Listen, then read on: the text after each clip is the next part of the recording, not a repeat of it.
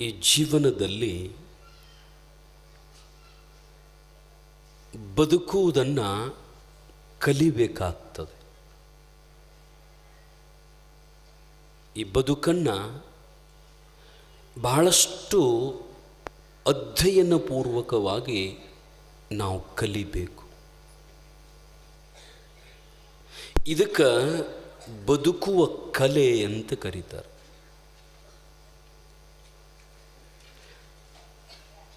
ಈ ನಮ್ಮ ದಿನನಿತ್ಯದ ಬದುಕಿನಲ್ಲಿ ಈ ಬದುಕು, ಈ ಜೀವನ ನಮಗೇನು ಕಲಿಸ್ತದಲ್ಲ, ಇದನ್ನು ಯಾವ ಯೂನಿವರ್ಸಿಟಿಯೊಳಗೆ ಕಲಿಸೋದಿಲ್ಲ, ಯಾವ ವಿಶ್ವವಿದ್ಯಾನಿಲಯದಲ್ಲಿ ಕಲಿಸೋದಿಲ್ಲ, ಯಾವ ಕಾಲೇಜುಗಳಲ್ಲಿ ಕಲಿಸೋದಿಲ್ಲ. ಈ ಬದುಕನ್ನು ಕಲಿಸೋದು ಯಾವುದು ಅಂತಂದ್ರೆ ನಮ್ಮ ಜೀವನ, ನಮ್ಮ ಬದುಕು. ಈ ಬದುಕಿನಲ್ಲಿ ಬರತಕ್ಕಂಥ ಕೆಲವೊಂದು ಕಷ್ಟಗಳು, ಕೆಲವೊಂದು ನೋವುಗಳು, ಎಷ್ಟು ನೋವುಗಳು ಬರ್ತಾವಂತಂದ್ರೆ ಬಹುತೇಕ ಸಾಗರೋಪಾದಿಯಲ್ಲಿ ಬರ್ತವೆ.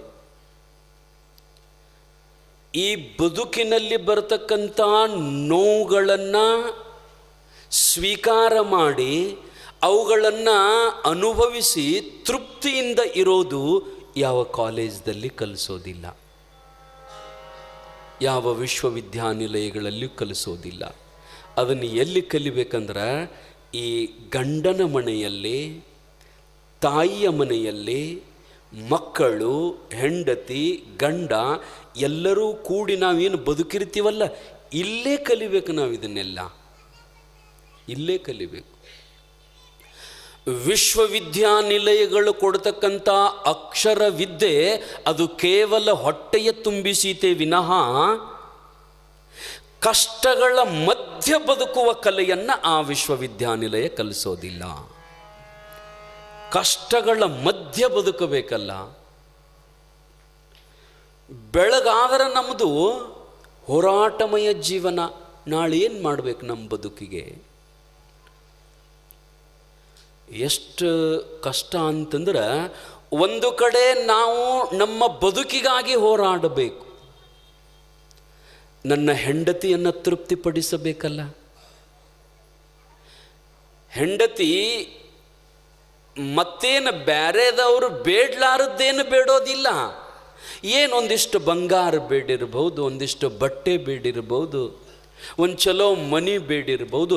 ಅಷ್ಟನ್ನಾದರೂ ನಾವು ಆಕೆಯ ಸಂಕಲ್ಪವನ್ನು ಪೂರೈಸಬೇಕಲ್ಲ.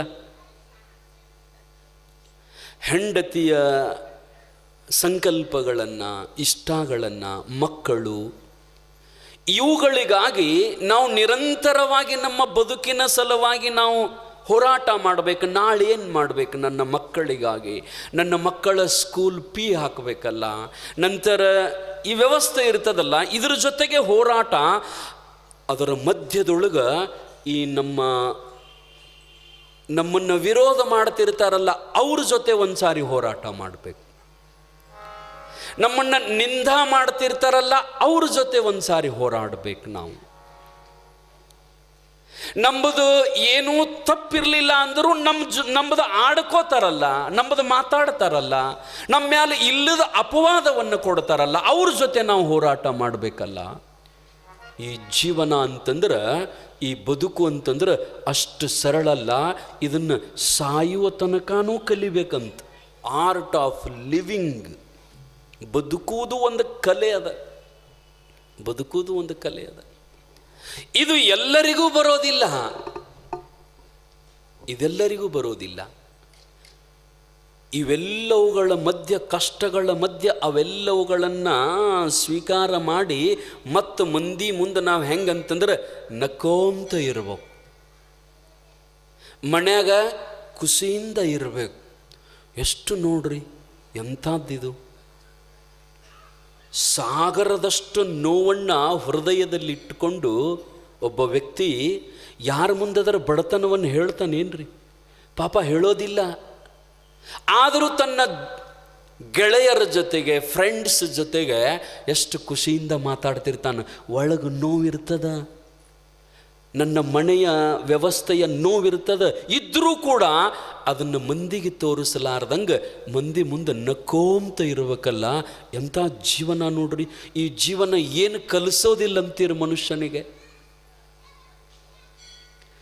ಹಸಿವನ್ನ ಮುಕ್ತ ಮಾಡಬೇಕಲ್ಲ. ಈ ಜೀವನ ಹಸಿವಿಗಾಗಿ ಏನು ಮಾಡಬೇಕನ್ನೋದು ಪಾಠ ಕಲಿಸ್ತದ. ಎಲ್ಲಿ ತನಕ ಬದುಕಿರ್ತೀರಲ್ಲ ಅಲ್ಲಿ ತನಕ ಹೊಟ್ಟೆ ತುಂಬಿಸ್ಬೇಕಲ್ಲ ನಾವು. ಇದೊಂದು ಚೀಲ ದೇವ್ರು ಎಂಥದ್ದು ಕೊಟ್ಟಾನಂತಂದ್ರೆ ಸಾಯೋ ತನಕ ಪ್ರಯತ್ನ ಮಾಡಿದ್ರೆ ತುಂಬಂಗಿಲ್ರಿ. ಹರಗೆದ್ದು ಇಡ್ಲಿ ತಿಂದಿರ್ತೀವಿ, ಆಕೆ 4 ಇಡ್ಲಿ ಹಾಕ್ತಾಳ ಹೆಂಡತಿ, ತಾಯಿ 4 ಹಾಕಿದ್ರು ತಿಂತೀವಿ.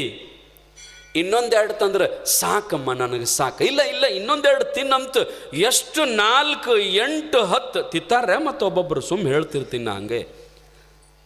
ಒಬ್ಬೊಬ್ಬರು 8, 10 ಇಡ್ಲಿ ತಿಂತಿರ್ತಾರೆ, ಏನು ದೊಡ್ಡದಲ್ಲ. ಮಸ್ತ್ ತಿನ್ನೋಡ್ರಿ, 10 ಇಡ್ಲಿ ತಿನ್ನಿ ಸಾಕಿನ್ನು ಅಂದು ಎದ್ದು ಹೋಗಿರ್ತಾನೆ. ಮಧ್ಯಾಹ್ನಕ್ಕೆ ಬಂದು ಮತ್ತೆ ಕಿಚನ್ ನೋಡ್ತಿರ್ತಾನೆ. ಏನು ಮಾಡಿರಿ ನೋಡ್ರಿ ಹೆಂಗದ. ಮಧ್ಯಾಹ್ನಕ್ಕೆ ಬಂದು ಮತ್ತೆ ಕಿಚನ್ ನೋಡ್ತಿರ್ತಾನೆ. ಮತ್ತಕ್ಕೆ ಹೆಣ್ಮಗಳು ಹಂಗೆ ರೊಟ್ಟಿ ನಿಂದು ಗೊತ್ತಿರ್ತದೆ, ನೀ ಮಧ್ಯಾಹ್ನ ಬರ್ತಿ ಅನ್ನೋದು ಗೊತ್ತೇ ಇರ್ತದೆ. ಆಕೆಗೆ ಅನ್ನ ಮಾಡತ್ತಿರ್ತಾಳೆ, ಕುಕ್ಕರ್ದಾಗ ಪಲ್ಯ ಮಾಡೇ ಇಟ್ಟಿರ್ತಾಳ. ಮಧ್ಯಾಹ್ನ ಮತ್ತೆ ಬಂದು 4 ರೊಟ್ಟಿ ತಿಂದ, ಅನ್ನ ಉಂಡ, ಸ್ವೀಟ್ ಉಂಡ, ಎಲ್ಲ ಉಂಡ. ಇನ್ನಟ್ಟು ಅನುಕೂಲ ಒಟ್ಟ ಸಾಕು ಮಾರಯ್ಯ ನನಗೆ ನೀನು ಬೇಡ ಅಂತ ಎದ್ದು ಹೋಗಿರ್ತಾನೆ. ಮತ್ತೆ ಸಂಜೆಗೆ ಬಂದು ಏನು ಮಾಡಿ ನೋಡ್ರಿ ಹೆಂಗದ. ಸಾಯುವ ಪರ್ಯಂತರವಾಗಿ ಹಾಕಿದರೂ ತುಂಬಂಗೆ ಇಲ್ಲ. ಎಂಥದ್ದು ಕೊಟ್ಟಿರ್ಬೇಕು ಪರಮಾತ್ಮ ಈ ಚೀಲ, ಈ ಬ್ಯಾಗ್ ಎಂಥದ್ದು ಕೊಟ್ಟಿರ್ಬೇಕು ನೋಡ್ರಿ. ನಾವು ಅದನ್ನು ತುಂಬಿಸೋ ಸಲುವಾಗಿ ಎಷ್ಟು ಹೋರಾಟ ಈ ಜಗತ್ತಿನೊಳಗ, ಎಷ್ಟು ಹೋರಾಟ. ಇದೊಂದು ಅದಕ್ಕಂತಾರಲ್ಲ, ಹೊಟ್ಟೆಗಾಗಿ ಗೇನು ಬಟ್ಟೆಗಾಗಿ ಜೀವನ ಬಡ್ಕೊಳ್ಳೋದು ಅದರ ಸಲಾಗೇನ. ಆದರೆ ಇನ್ನೊಂದದ ರೀ, ಪರಮಾತ್ಮ ಇನ್ನೊಂದನ್ನು ಕೊಟ್ಟಾನ. ಈ ಹೊಟ್ಟೆ ಹೆಂಗಾರು ಮಾಡಿ ತುಂಬಿಸ್ಬೋದು, ಆದರೆ ಇನ್ನೊಂದದು ನೋಡ್ರಿ, ಏನು ಮನಸ್ಸು. ಅದನ್ನು ತುಂಬಿಸೋಕ್ಕಾಗವಲ್ತು ನೋಡ್ರಿ, ಅದನ್ನು ತುಂಬಿಸೋಕ್ಕಾಗವಲ್ತು.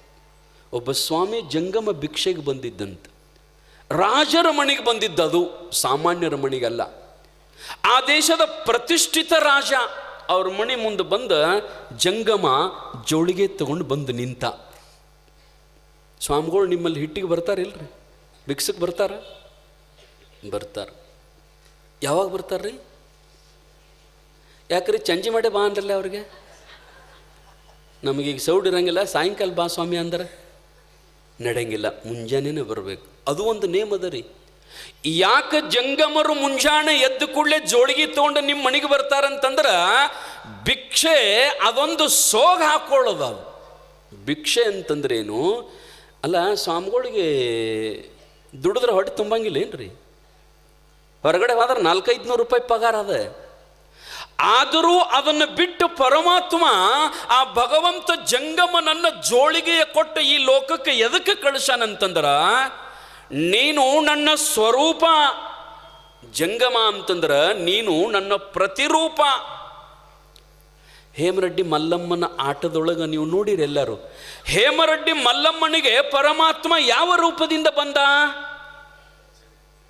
ಬೇಡ್ಕೊಳ್ಳೋ ಜಂಗಮನ ರೂಪದಿಂದ ಬಂದ. ಜಂಗಮನ ರೂಪದಿಂದ ಬಂದ. ಪರಮಾತ್ಮ ಹೇಳ್ತಾನೆ, ನೀನು ಇದೊಂದು ನಿನ್ನ ಕಾಯಕ, ನೀ ಗಳಿಸುವಕ್ಕಂತ ಹೋಗಬೇಡ. ಸಂಸ್ಕೃತಿ ಸಂಸ್ಕಾರ ಆಧ್ಯಾತ್ಮ ಪರಂಪರೆಯನ್ನು ಉಳಿಸುವಕ್ಕಂತೂ ನೀವು ಹೋಗ್ಬೇಕು ಈ ಲೋಕಕ್ಕೆ. ಗಳಿಸೋದ್ ಸಲುವಾಗಿ ಅಲ್ಲ, ಈ ಪಾರಮಾರ್ಥವನ್ನ, ಸಂಸ್ಕೃತಿಯನ್ನ, ಸಂಸ್ಕಾರವನ್ನ, ಈ ದೇಶದ ಧರ್ಮವನ್ನ ಉಳ್ಸಾಕ ಹೋಗ್ಬೇಕಪ್ಪ ನೀ ಅಂತ ತಿಳ್ಕೊಂಡು ಭಗವಂತ ಜೋಳಿಗೆಯನ್ನು ಕೊಟ್ಟು ಮನಿ ಮನಿ ಮನಿ ಮನಿ ಹೋಗಪ್ಪ. ಅದೇನು ಸಾಮಾನ್ಯ ಅಲ್ರಿ, ಮತ್ತು ಎಲ್ಲನೂ ಬಿಡ್ಬೇಕಲ್ರಿ. ಅಲ್ಲ, ಜೋಳಿಗೆ ತಗೊಂಡು ನಿಮ್ಮ ಮನೆ ಮುಂದೆ ಬಂದು ನಿಂದ್ರದಂದ್ರೆ ಅದೇನು ಸಾಮಾನ್ಯ? ನೀವು ಯಾರು ಎಲ್ಲರೂ ಹೋಗ್ತೀರೇನು? ಯಾಕ್ರಿ ಸ್ವಾಮಿ ನಾವ್ಯಾಕೆ ಬೇಡ್ಕೊಳಕ್ಕೆ ಹೋಗೋನು? ಹೆಂಗದ ನೋಡ್ರಿ, ಮನುಷ್ಯನಿಗೆ ಎಂಥ ಭಾವನೆ ಇರ್ತದ. ಇನ್ನೊಬ್ಬರ ಮಣಿ ಮುಂದೆ ನೀಡ್ರಿ ಅವ್ವ ಅಂತ ಹೋಗ್ಬೇಕಾದ್ರೆ ಅದೇನು ಸಾಮಾನ್ಯ ಆದದ್ದಲ್ಲ, ಅದು ಸಾಮಾನ್ಯ ಅಲ್ಲ. ಏನೋ ರಕ್ತಗತವಾಗಿ ಪರಮಾತ್ಮನ ಅಂಶದಿಂದ ಬಂದಿರತಕ್ಕಂಥದ್ದು. ಅದಕ್ಕೆ ಜಂಗಮರಿಗೆ ಅದರ ಭಯ ಇಲ್ಲ, ಅದರ ನಾಚಿಕೆ ಇಲ್ಲ, ಸ್ವಾಭಿಮಾನ ಎಲ್ಲ ಬಿಟ್ಟಾಗ ನಿಮ್ಮ ಮನೆ ಮುಂದೆ ಬಾಗಲ ಮುಂದೆ ಬಂದು ನಿಂದಿರ್ಬೇಕಲ್ರಿ ಜೋಳಿಗೆ ತಗೊಂಡ, ಅದೇನು ಸಾಮಾನ್ಯ. ಆದರೆ ಅವ ಎದಕ್ಕೆ ಬರ್ತಾನೆ ಜಂಗಮ ನಿಮ್ಮ ಮಣಿಗಂತಂದ್ರೆ ಬೇಡ್ಕೊಳ್ಳೋದು ಸುಮ್ಮೊಂದು ಅದೊಂದು ಕಾರಣ. ಆದ್ರೆ ಅದಕ್ಕಿಂತಲೂ ದೊಡ್ಡ ಕಾರಣ ಏನಂತಂದ್ರೆ ನಿಮ್ಮ ಮನೆಗೆ ಜಂಗಮ ಎದಕ್ಕೆ ಬರ್ತಾನಂತಂದ್ರೆ ಮುಂಜಾನೆ ಎದ್ದು ಕೂಡಲೇ ಎದ್ದರೋ ಇಲ್ಲೋ 6 ಗಂಟೆಗೆ ಬರ್ಬೇಕ್ರಿ ಭಿಕ್ಷುಕ ಸ್ವಾಮಿಗಳು. ಸೂರ್ಯೋದಯದಕ್ಕಿಂತಲೂ ಅಥವಾ ಸೂರ್ಯೋದಯಕ್ಕೆ ಪ್ರಾರಂಭ ಮಾಡಬೇಕು ಭಿಕ್ಷಾ ಆಡಕ್ಕೆ. ಅಂದ್ರೆ ಸೂರ್ಯೋದಯಕ್ಕೆ ನಿಮ್ಮ ಮನೆಗೆ ಭಿಕ್ಷುಕ ಬಂದಾಗ ನೀವು ಭಿಕ್ಷಾ ನೀಡಬೇಕಾದ್ರೆ ಆ ಬಂದಿರತಕ್ಕಂಥ ಸ್ವಾಮಿಗೆ ಜಂಗಮನಿಗೆ ಹಿಟ್ಟು ನೀಡಬೇಕಾದ್ರೆ, ರೊಟ್ಟಿ ನೀಡಬೇಕಾದ್ರೆ, ಕಾಳು ನೀಡಬೇಕಾದ್ರೆ ನೀವು ಸ್ನಾನ ಮಾಡಿರ್ಬೇಕು. 6 ಗಂಟೆ ಅನ್ಕೊಡೋದು ನಿಮ್ಮ ಸ್ನಾನ ಮುಗಿದಿರ್ಬೇಕು, ನಿಮ್ಮ ಜಗಲಿ ಮೇಗಿನ ಪೂಜಾ ಮುಗಿದಿರ್ಬೇಕು, ನಿಮ್ಮ ಲಿಂಗ ಪೂಜಾ ಮುಗಿದಿರ್ಬೇಕು. ಅದೆಲ್ಲ ಮುಗಿದಿರಬೇಕು. ಜಂಗಮ ಬಂದಿರಬೇಕು. ಅವನಿಗೆ ನೀಡಿ ಅವನ ಪಾದಕ್ಕೆ ಹಣೆ ಹಚ್ಚಿ ನಮಸ್ಕಾರ ಮಾಡಬೇಕು. ಇದು ನೇಮದ, ಇದು ನೇಮದ. ಪರಮಾತ್ಮ ನೀವು ಜಂಗಮರ ಕಾಲು ಬೀಳ್ತಿರಲ್ಲ, ಅದು ಅವ್ರ ಕಾಲು ಬೀಳೋಗೋಸ್ಕರವಾಗಿ ಅಲ್ಲ. ಆದರೆ ಪರಮಾತ್ಮ ಅವನಿಗೆ ಹೇಳಿ ಕಳಿಸ್ಯಾನಂತ. ಏನಂತಂದ್ರೆ, ನೋಡಪ್ಪ, ನನ್ನ ಭಕ್ತರು ನನ್ನ ಮಕ್ಕಳು ಏನದಾರಲ್ಲ ಅವರೆಲ್ಲರಿಗೂ ನಾನು ಭೇಟಿ ಕೊಡೋಕ್ಕಾಗಂಗಿಲ್ಲ, ನಾನು ನಮಸ್ಕಾರ ಮಾಡಿಸ್ಕೊಳ್ಳೋಕ್ಕಾಗಂಗಿಲ್ಲ. ನೀನು ಸೂರ್ಯೋದಯದಿಂದ ಹಿಡಿದು 3 ತಾಸು ನೀನ ಅವ್ರ ಮನೆಗೆ ಹೋಗು. ಅವ್ರು ನಿನ್ನ ಪಾದಕ್ಕೆ ನಮಸ್ಕಾರ ಮಾಡ್ತಾರಲ್ಲ, ಸೂರ್ಯೋದಯದಿಂದ ಹಿಡಿದು 3 ತಾಸು ತನಕ ಸ್ವತಃ ಪರಮಾತ್ಮ ನಾನೇ ನಿನ್ನ ಹೆಬ್ಬೆರಳದಾಗಿರ್ತೇನಪ್ಪ ತಮ್ಮ ಅಂತ ಪರಮಾತ್ಮ ಹೇಳಿ ಕಳ್ಸಾನಂತ. ಜಂಗಮನ ಹೆಬ್ಬೆರಳಿನೊಳಗ ಆ ಶಿವ ಮಲ್ಲಯ್ಯ ಪರಮಾತ್ಮ ಸೂರ್ಯೋದಯದಿಂದ ಹಿಡಿದು 3 ತಾಸು ಅವರ ಪಾದಕ್ಕೆ ನಮಸ್ಕಾರ, ಅವರ ಪಾದದೊಳಗೆ ಪರಮಾತ್ಮ ಇರ್ತಾನಂತ. ಅದಕ್ಕೆ ಮುಂಜಾನೆ ಹಿಟ್ಟಿಗೆ ಬರೋದು ಜಂಗಮರು. ನೀವು ಎದ್ದರೇ ಇಲ್ಲೋ, ಸ್ನಾನ ಮಾಡಿರೋ ಇಲ್ಲೋ, ಆ ನಂತರ ಲಿಂಗ ಪೂಜಾ ಮಾಡ್ಕೊಂಡಿರೋ ಇಲ್ಲ, ನಿಮ್ಮ ಮನ್ಯಾಗಿನ ಜಗಲಿ ಮ್ಯಾಗಿನ ಪೂಜಾ ಮಾಡಿರೋ ಇಲ್ಲ, ಹಣ್ಣಿ ಮ್ಯಾಗ ವಿಭೂತಿ ಹಚ್ಚಿರೋ ಇಲ್ಲ ಅಂತ ತಿಳ್ಕೊಂಡು ಮನಿ ಮನಿ ಮನಿ ಮನಿ ನೋಡಕ್ಕೆ ಬರ್ತಾನ್ರಿ ಅವ, ನಿಮ್ಮನ್ನು ಪರೀಕ್ಷಾ ಮಾಡಕ್ಕೆ ಬರ್ತಾನೆ. ಅದಕ್ಕೆ ವಚನಗಳಲ್ಲಿ ಹೇಳ್ತಾರೆ, ಜಂಗಮ ಅಂತಂದ್ರೆ ಸಾಮಾನ್ಯ ಅಲ್ಲ, ಗುರುವಿನ ಗುರು ಪರಮ ಗುರು ಜಂಗಮವೆಂದೆನಿಸಿಕೊಂಡ ಬಳಿಕ. ಜಂಗಮ ಅಂತಂದ್ರೆ ಪರೀಕ್ಷಾ ಮಾಡವ. ಶಾಲ್ಯಾಗ ಸರ್ ಇರ್ತಾನೆ, ಅವ್ರ ಗುರುಗಳು ಇದ್ದಂಗೆ.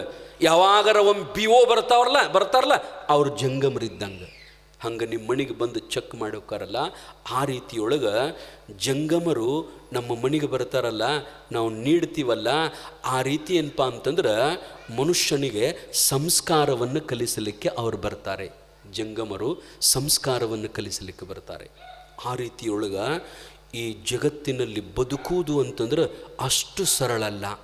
ಈ ಬದುಕನ್ನು ನಾವು ಹೆಂಗೆ ಕಲಿಬೇಕು ಅಂತಂದ್ರೆ ಸಾಯುವ ಪರ್ಯಂತರವಾಗಿ ಈ ಬದುಕನ್ನು ಕಲಿಯಲೇಬೇಕು. ಕಷ್ಟಗಳು ಹೆಂಗೆ ಬರ್ತಾವಂತಂದ್ರೆ ನಮ್ಮ ಜೀವನದ ಮೇಲೆ ಸಾಗರ ಹೆಂಗೆ ಬರ್ತದಲ್ಲ ಹಂಗೆ ನಮ್ಮ ಮೇಲೆ ಹಾದು ಹೋಗ್ತದಂತ. ಈ ಜೀವನದೊಳಗೆ ಕಷ್ಟಗಳು ಹಂಗೆ ಹಾದು ಹೋಗ್ತದಂತ.